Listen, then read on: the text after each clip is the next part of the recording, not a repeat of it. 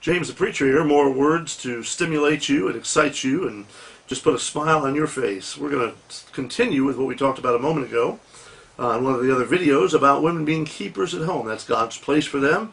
That's settled in your scriptures, Titus chapter 2, 1 through 5, and so forth. But what I'd like to cover is tools for the Christian woman. Tools for the godly Christian woman. It's not a hammer.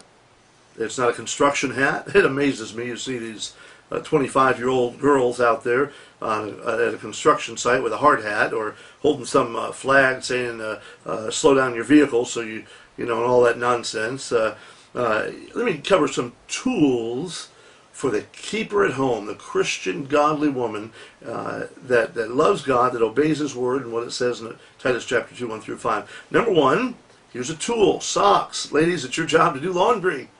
It's your job to take care of your clothes, your husband's clothes, and the children's clothes. And in fact, it'd be really good if you learned to iron your husband's socks, make them real stiff, and just starch them, you know, take care of them. And but that's a tool, you know, an iron and the clothes and socks. Here's another tool, ladies, for you. This is a cup.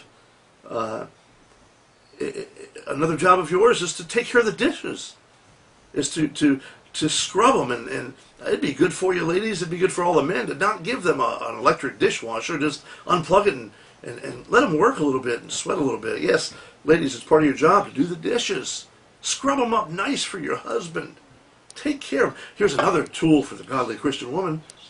It's a feather duster. That's right. Yeah, you don't need to be out in the workforce. Work at home.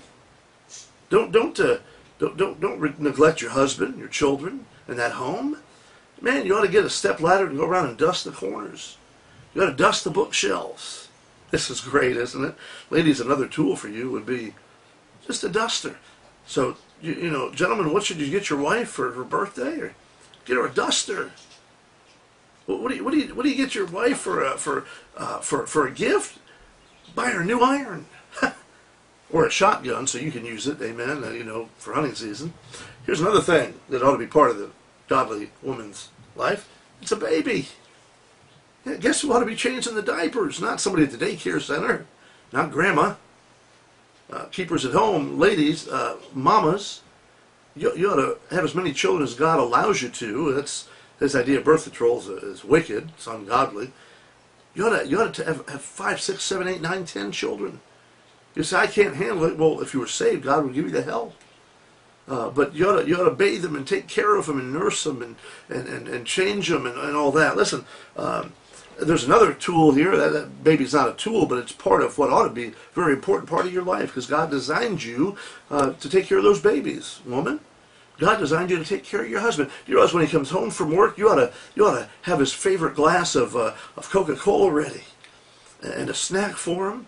And you ought to go over and you ought to say, husband, can I do something for you? And honey, I'm so glad to see you. I'm so glad you're home. Give him a kiss right on the cheek. And what can I do for you? That's what you ought to do. And if you look down and see that his shoes are a little dirty, you ought to shine his shoes. Oh, honey, here's your Coca-Cola. Here's your coffee. Here's your snack. Dinner will be ready in just 45 minutes. I'll have it ready for you, honey. And let me take your shoes and shine your shoes. Boy, wouldn't that be nice? You see, those are the tools for godly Christian woman.